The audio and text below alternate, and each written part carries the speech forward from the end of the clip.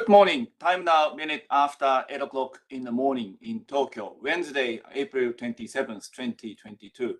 Welcome to another edition of the online morning seminar organized by the World Bank Tokyo office. My name is Koichi Omori. I am Senior External Affairs Officer of the World Bank based in Tokyo. We organize these online seminars to introduce the latest report in timely manner with the World Bank economists and specialists as our speakers. Twice a year, regional chief economists' offices publish economic update of the regions they are in charge of to capture the economic trend and the key topics with deeper analysis. In our morning seminar, we already introduced the East Asia and the Pacific and Europe and Central Asia for the spring 2022 editions. And this week, we are featuring Latin America and the Caribbean region. Joining us from Washington, we have William Maloney, Chief Economist for Latin America and the Caribbean regions.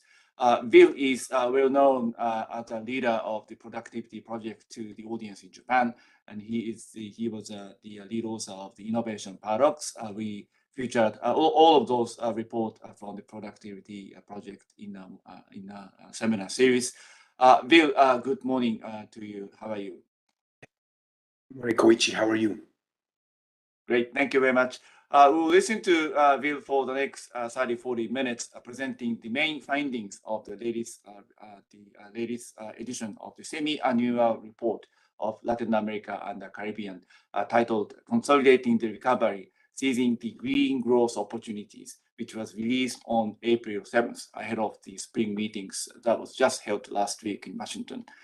Following his presentation, I'll read your question. If you did not have opportunity to send your question in advance, please do so using online form posted on the announcement page of the seminar, or you can simply post your question on the chat section of the YouTube screen. I'll read your question after the keynote presentation by Bill, asking him to respond. With that, I'd like to ask Bill to come in to start your presentation. Over to you. Thanks, Koichi. First, I have to offer my apologies. I contracted a virus of some sort, not a bad one, but nonetheless, it makes my voice unusual. So my apologies in advance. Thank you all for coming, though. The title of this semi-annual report is Consolidating the Recovery, Seizing Green Growth Opportunities. And you'll see how these are related, because on the one hand, we're thinking about how we're finally going to get some growth out of Latin America and how the context of a greening world is going to affect the kinds of reforms we'll need to get that growth. To begin at the in chapter 1, just about where we are in the region with respect to emerging from the COVID crisis. COVID-19 is fading as a threat, as it is in much of the world, but there's still a lot of work to do. We have rising cases again, but as in the rest of the world, fatality ratios are staying very low, even by global standards. And a lot of that is because the big countries have done quite well in vaccinating themselves at this point. We still do have a number of countries which have very low vaccination rates and are not making much progress. So for instance, Jamaica has maybe 22% and very limited progress. And the rest of these, like Trinidad and Tobago, Barbados, Dominica, they're all, most of those are in the Caribbean, or Guatemala is in Central America, or Mexico, for instance, for some reason has done less well than some other countries of its size. But obviously the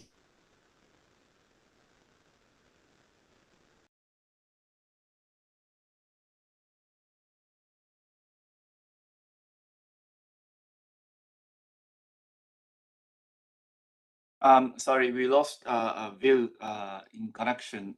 Please wait for a moment for Bill coming back.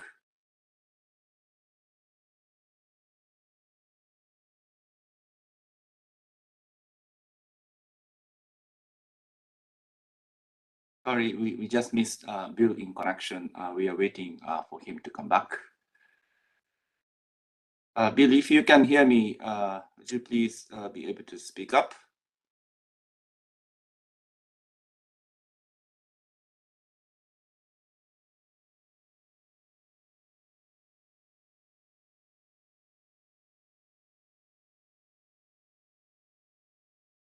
Sorry, we are currently missing Bill in the connection. Please wait for the moment for him to coming back.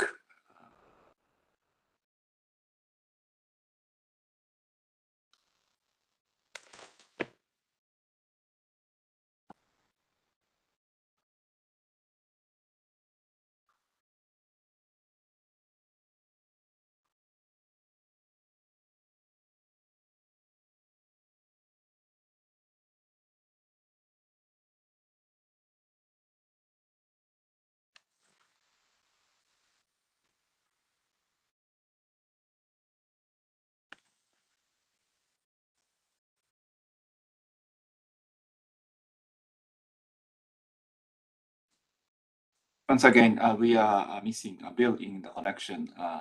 So please wait for a moment for Bill to come back.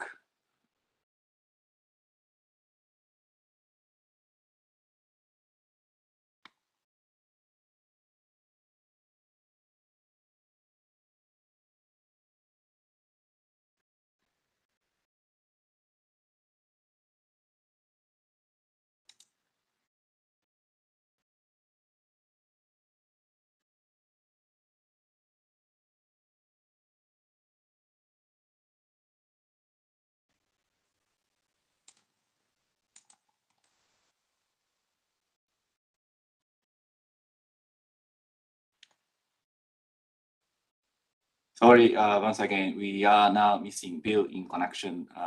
Please stand by for a moment for Bill to come back in a connection.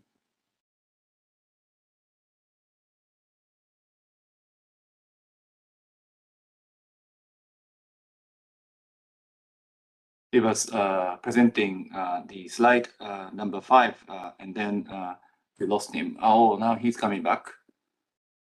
Bill, can you hear me? You are probably muted still.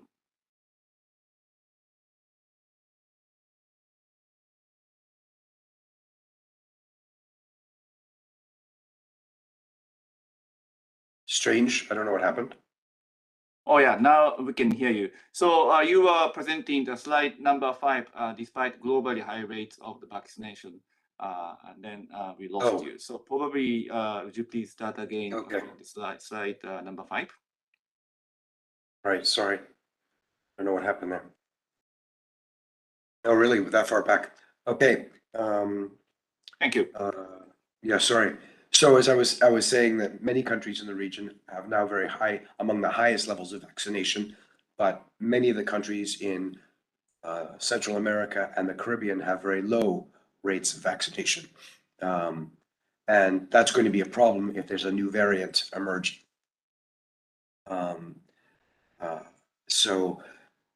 And until they're vaccinated, tourism is not going to recover.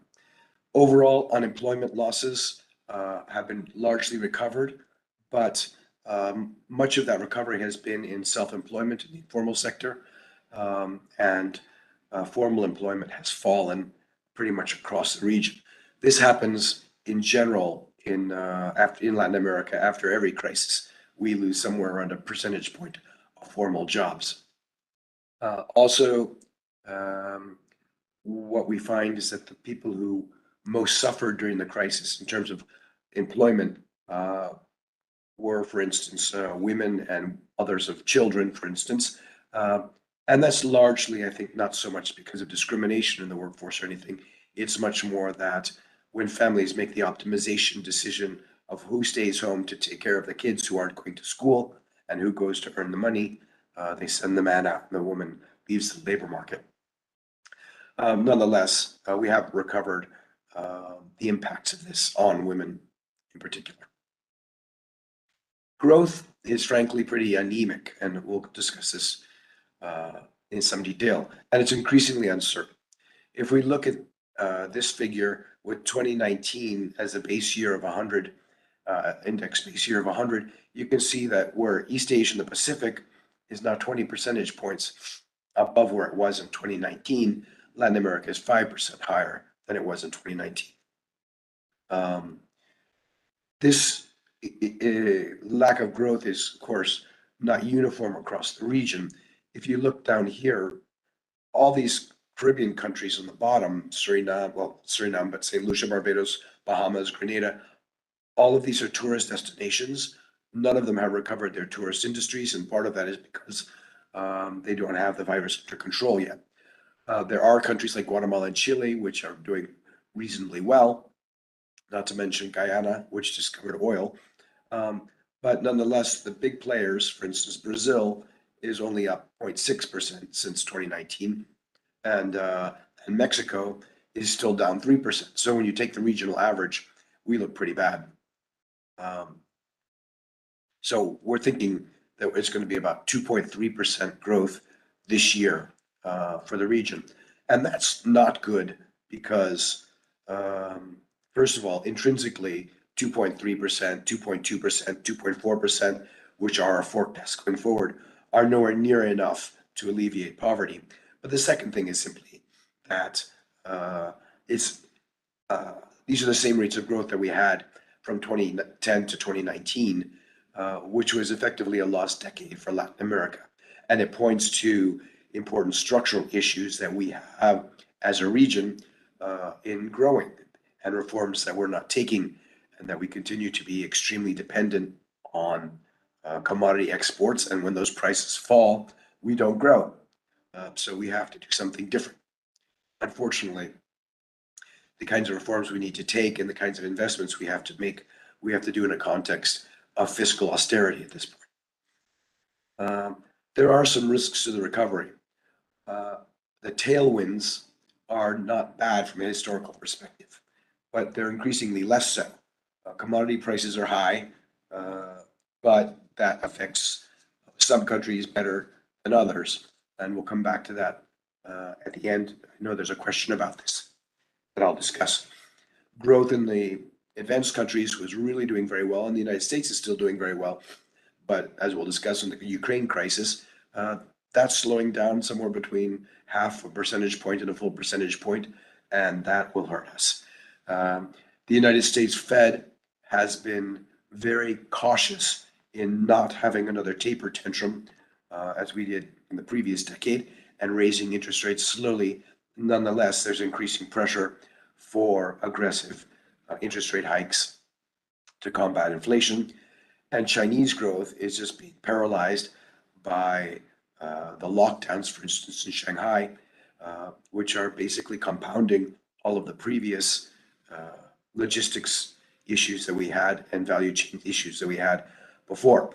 All of these four variables can explain, in general, about 90% of LAC's growth performance, and all of them are turning, with the exception of commodities, to the worst. So that's a little bit of a concern.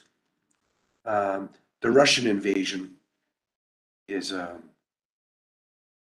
problematic on several fronts. Obviously, we're hit a lot less hard than Eastern Europe. Commodity prices, we are a natural resource exporting region. So for Chile and Peru and Ecuador, the Andean countries, Colombia, the petroleum exporters, higher commodity rents are good. On the other hand, the higher food prices are not good. Even in the countries which export grain, like Brazil, like Argentina, like Paraguay and Uruguay, we had a severe drought. And that means that we're getting all the higher prices, but we're not getting a big export boom as a result of it. So they're kind of getting the worst of both worlds right now. Slower advanced country growth, as I talked about, as a result of Ukraine is causing trouble. And of course, these rising commodity and food prices are exacerbating previous inflationary tendencies. And that means all of the central banks of the region have to take contractionary measures to deal with that. There are severe input bottlenecks For instance, Brazil imports roughly 30% of its fertilizer from Russia. Okay, so that means that not only are we going to have food shortages uh, now, but it also means that when current crops, which are being planted now, are harvested, we will have smaller harvests around the world. So we're likely to have um, a food price crisis going forward for some time. Lost markets, countries like Ecuador export bananas and shrimp and the like to Russia. It was their fourth largest market. It's gone. So while we're suffering less than other regions, the impact is undeniable. The other thing to keep an eye on is just how much uncertainty has increased. This figure shows the variance in commodity prices. And you see that it's gone up by a factor of 15 in the last 2 months as a result of the crisis. And so it's exactly when you look at futures markets, for instance, in petroleum, some days is quite high and then some days is quite low.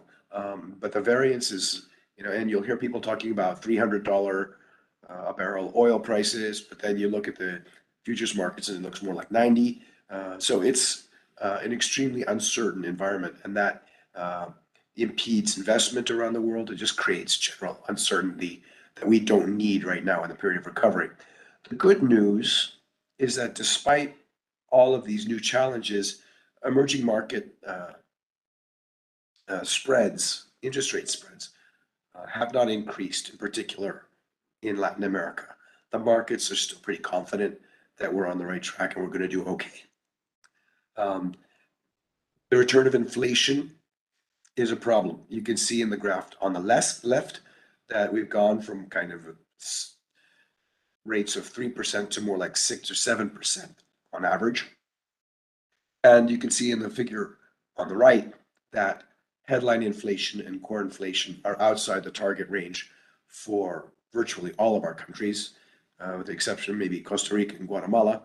And that has required central banks to tighten up, and they've been tightening up since the spring. The good news there is that the central banks in the region know how to handle this, and they've been undertaking very reasonable policies. But nonetheless, those reasonable policies require slowing down their economies, and that combined with more inflation raises the specter of stagflation. This inflation, by the way, has shifted from demand side stimuluses to supply side drivers across 2021 in Latin America. So that makes it especially hard to control the inflation. I'm going to skip this just because I'm running late. In terms of overall stimulus and debt sustainability, the region has made progress towards reducing the deficits. What they did in the previous years in terms of support to firms, in terms of support to families, was perfectly reasonable. Now we have to consolidate, and they're making progress there. The overall debt stock, which rose from 60% to 75% from 2019 to 2021, has fallen now to about 70% just because of the recovery, which is still high. And that combined with the higher interest rates in the United States could be a problem. The good news again here is that much of that debt is not denominated in foreign currencies, and again, governments seem to be managing it pretty well. In the kinds of investments that we need to make for greater growth, for instance, in infrastructure, we're not going to be able to do that and consolidate the fiscal deficits. So one thing we point out in the previous report, but we make the point again here, is that there's a lot of room to reduce inefficiency in government spending. We estimate that about 4.4% of GDP is lost in government spending. That's to say about 12% of the budget could be regained. And this is a combination of badly designed transfers. Across the region, we have subsidies to energy, which are both in the current context of trying to become green, the wrong signals, but also they tend to be highly regressive because the poor actually only benefit about 20% from these transfers, and the rest is subsidies to the middle class and upper class, which is pretty much a regressive transfer.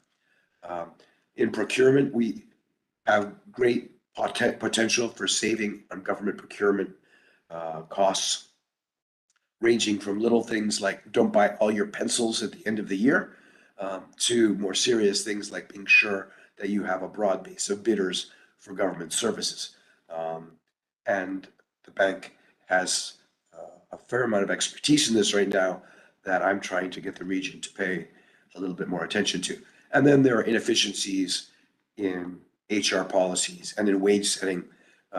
Government wages tend to be higher than comparable wages in the private sector. In general, we're a little bit careful about advocating raising taxes, if only because it's been very hard to do in a way that won't hurt growth. In general, if you look at the case of Colombia, what seems to happen is we're not able to tax individuals, we wind up taxing firms, and that's just not where growth going to help growth. Other good news is that we were concerned about banking crises, as a lot of firms that lost their customers during COVID would be unable to pay their loans, but we're finding very little in the way of increases in non-performing loans. And part of that is due to the fact that a lot of the loan portfolio has been reprogrammed or deferred.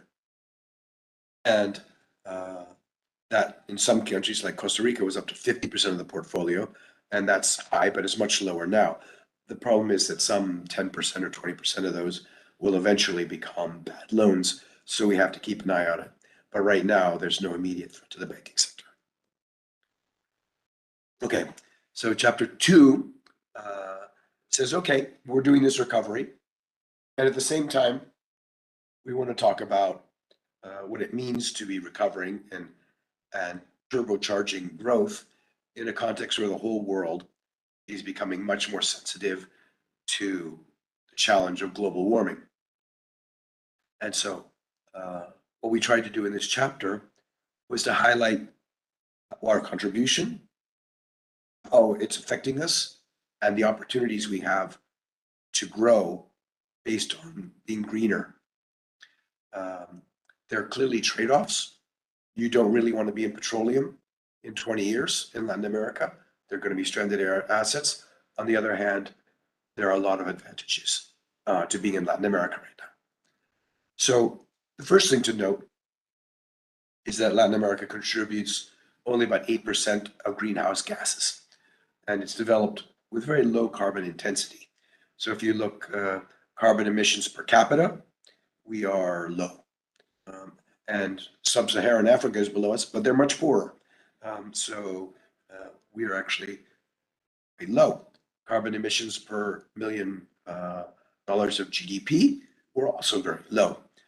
We're below East Asia and the Pacific, and we're above North America, but keep in mind that the GDP of Europe and Central Asia and North America is much more services than in Latin America and the Caribbean, so that explains part of the reason that they're much lower. We're unlike most parts of the world in that most of our emissions don't come from manufacturers or energy. They come from agriculture and land use change and forestry. When I say agriculture, I mean cows. Cow emissions are huge in terms of methane.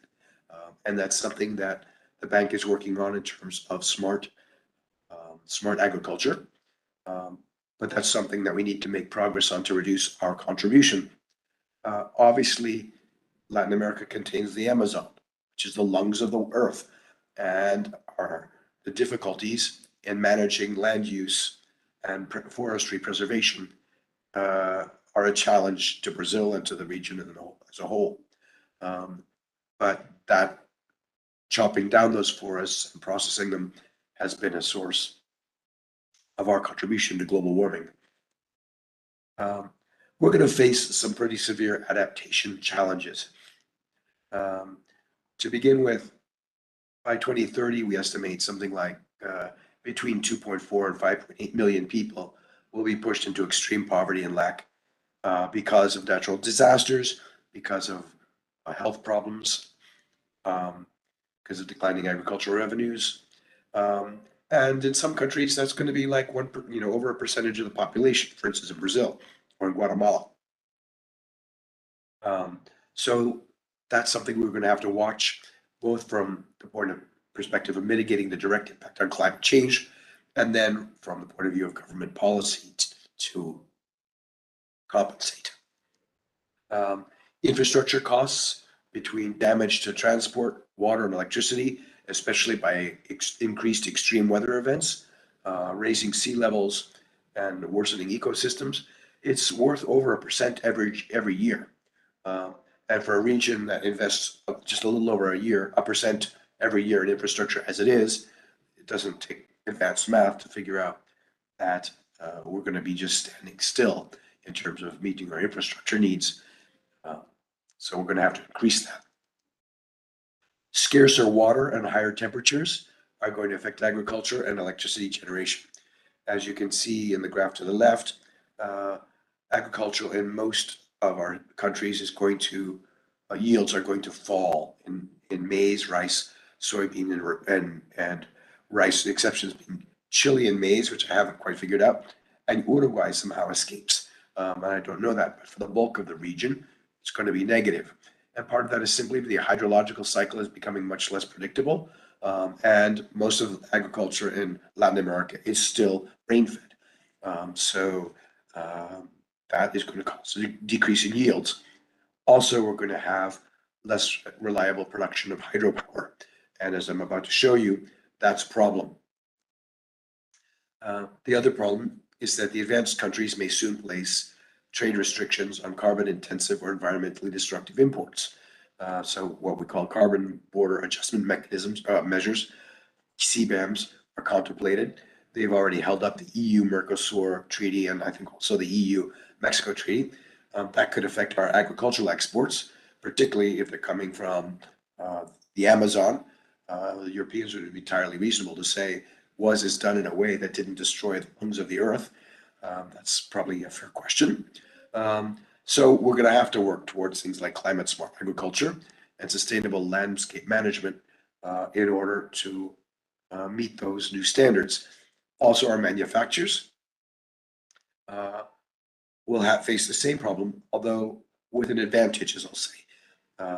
And I will say that if it's done right, we can get a quality premium on the export market for being very green, and that's possible. And so to get to that, I'm going to discuss our green and comparative advantage.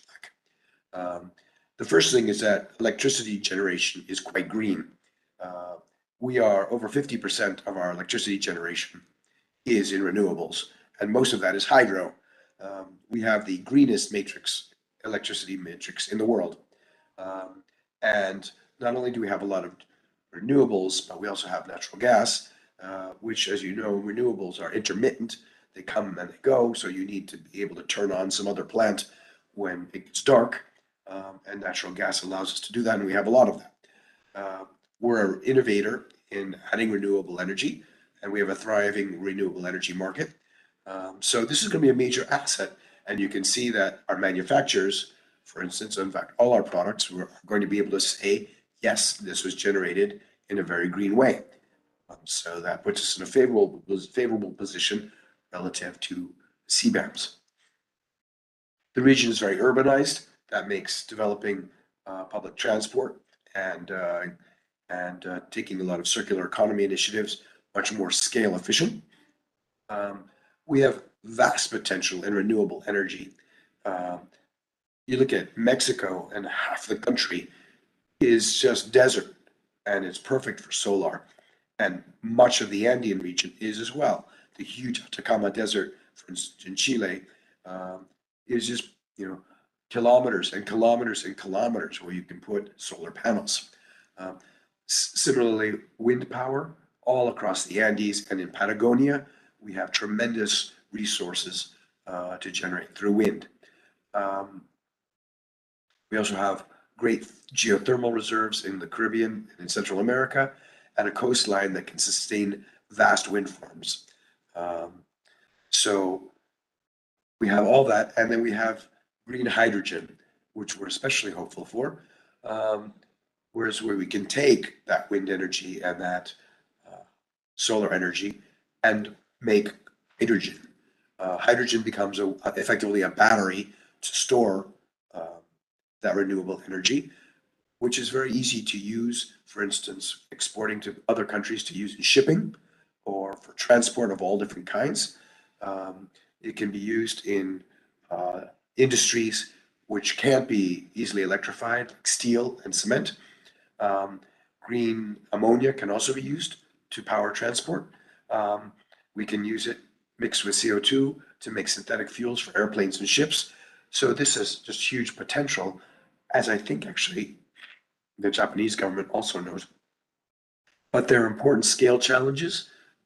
Costs decrease really rapidly as you expand.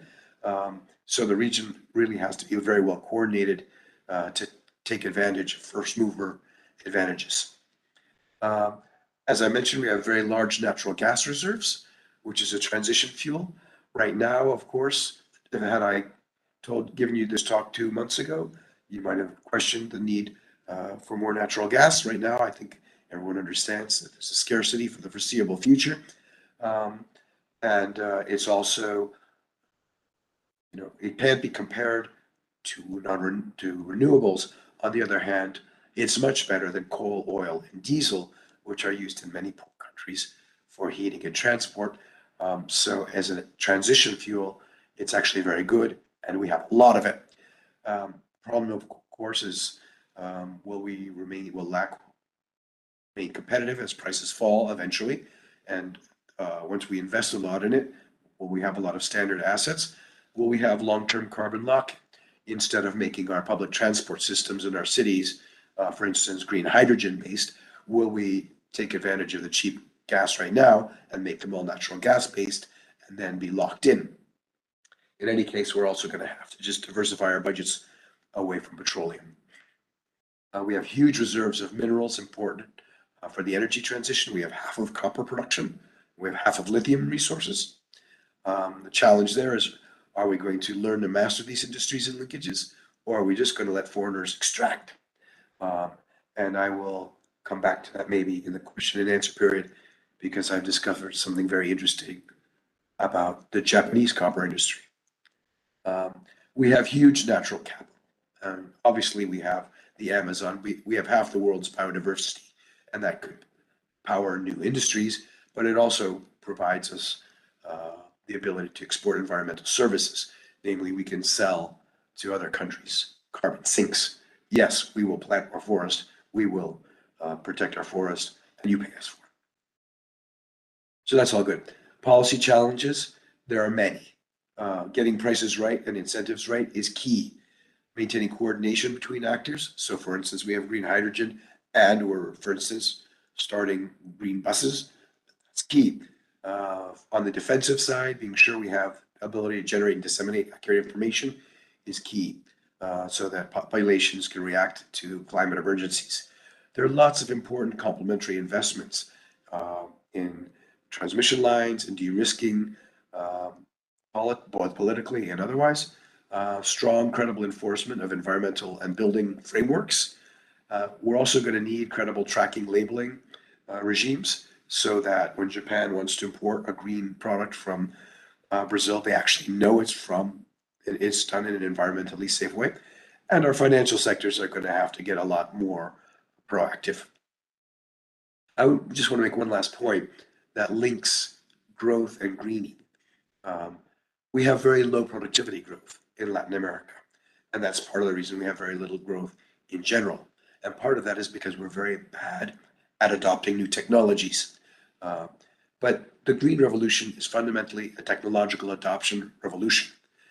And so the same things that are keeping us from growing are going to keep us from becoming green very fast and exploiting our green opportunities.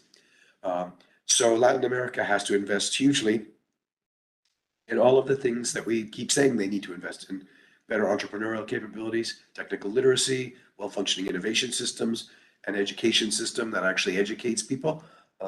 All these things we're going to need to continue investing in, and that's going to work both for growth and for greening.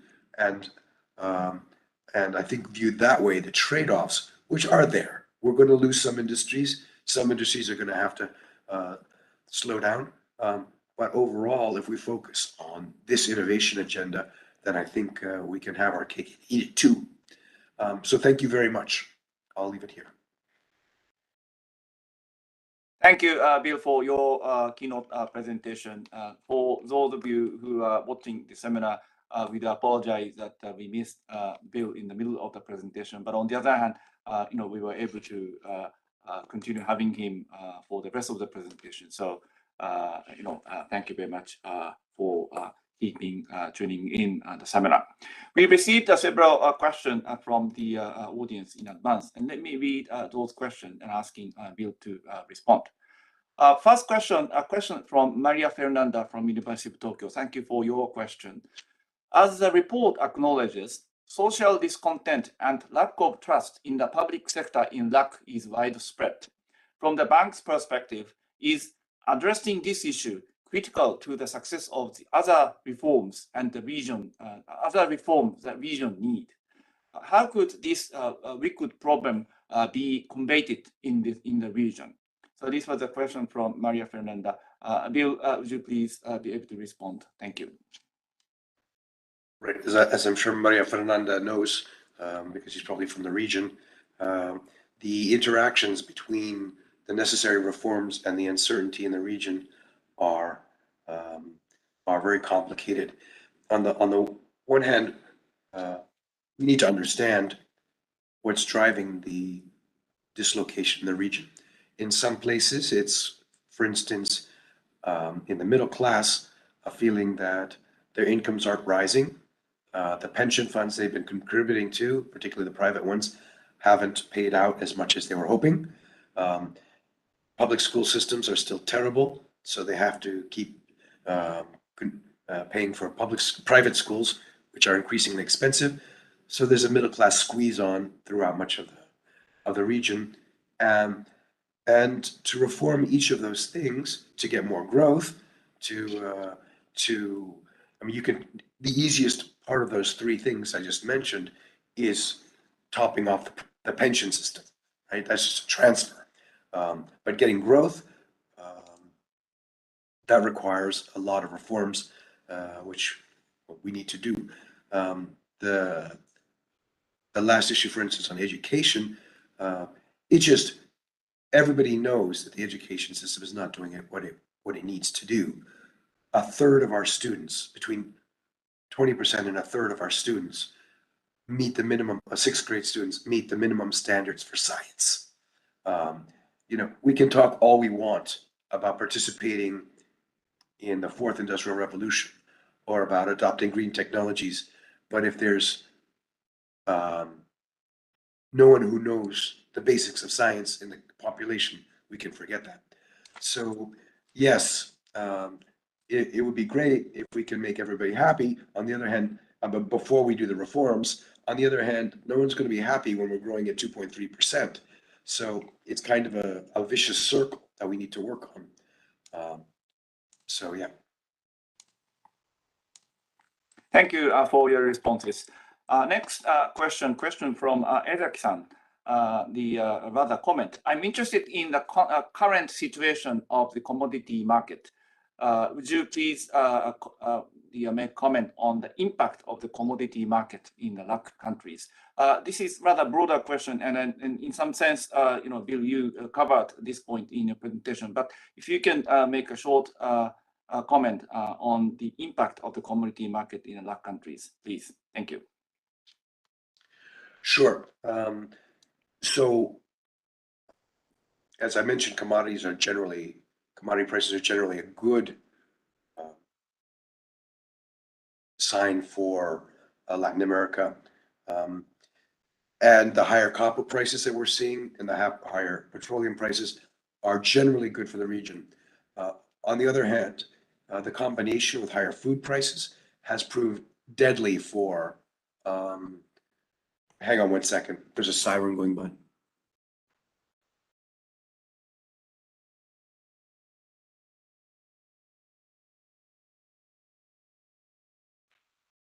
I'll just keep talking. If you can't hear me, let me know. The Caribbean countries import most of their food and they import most of their energy. So they're just being hammered by these higher costs. And of course, even in Peru, which is benefiting from higher copper prices, for instance, they're having food riots. And in Mexico, which exports petroleum, they're having tortilla riots. So the impact of the commodity prices varies a lot by commodity and what country you're in.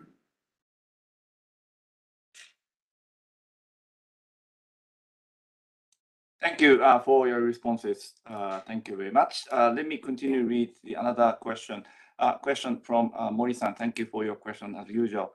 About inefficiencies in government spending, which was on the slide 21.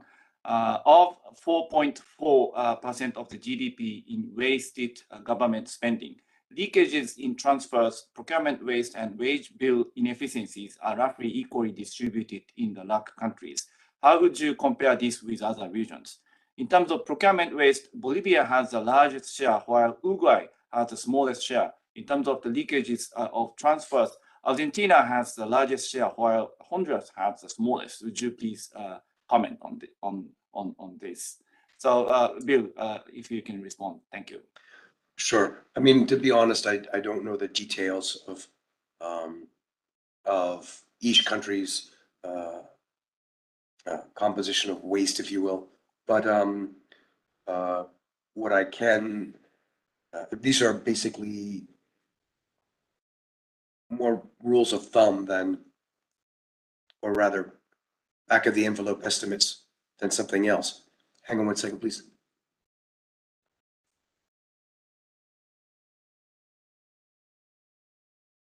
I don't know what it is. So I really can't comment on individual countries. Suffice it to say that it looks like, and I can't compare to other regions, although I don't think we're especially bad compared to other developing country regions. But nonetheless, there's a lot of work we can do. Thank you. Thank you for your comment. Bill, can you hear me? That's okay. Yeah, I don't know what's going on, but it's very annoying. Okay. Let's wait for a moment. Is it outside or inside? What? I have no idea. It's not my tuner. All right. Is in the house? I don't know. I can only hear it in the house. I didn't check outside. Okay. I'm sorry. It's very strange. Okay. Sorry, Koichi. Let's forge forward. All right, great, thanks. We received a question and comment from Professor Yoshino of Keio University. So let me read his comment. Political uncertainty created by the general public will lead to further difficulty to implement various policies like Sri Lanka in Asia.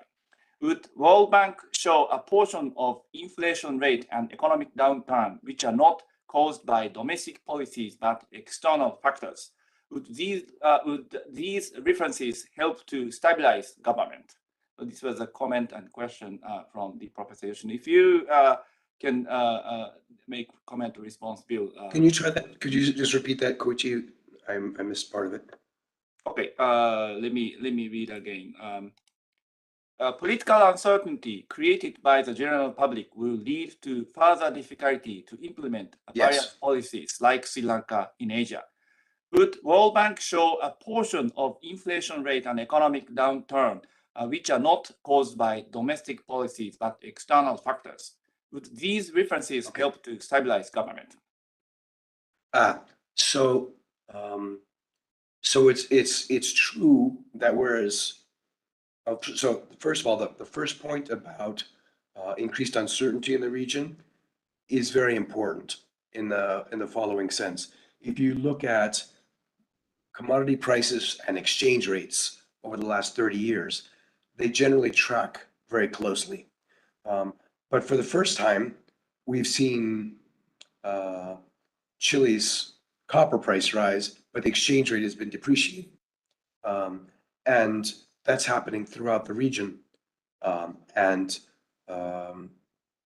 A lot of people attribute that, for instance, precisely to the increased political uncertainty throughout the region. So is part of this uncertainty due to factors beyond government control? Yes. And we actually try to make that point a little bit in the report, which is that right now inflation is not being driven by government policy or mismanagement. It's being driven by largely imported commodity price costs. Of course, there's differences across countries in that, but nonetheless, it's largely due to that. Okay, thank you very much, Bill. You responded to the question, all the questions that we received from the audience. If you have any final remarks before we wrap up, please.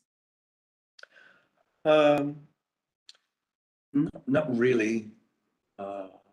I just wanted, I'll share something that Koichi, that I think I learned since the last time I talked with you, which is, we often talk about our resource curse in Latin America, right? And I'm not a big fan of this, but we just put out a paper that was looking at, looked briefly at the difference between Latin America and Japan's experience with copper, where we highlight that Fujitsu, Hitachi, and Sumitomo all started as copper companies, and then developed into the Zaibatsu and the huge companies that they are today. So all that is by way of re-emphasizing the point I made at the end, which is so much of this is about technology adoption, and about managing new ideas.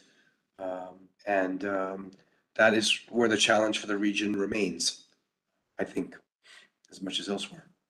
So thank you all very much. I apologize for my voice. I apologize for the extraterrestrial whistle that is outside my house. I'll find out what it is. But thank you all very much.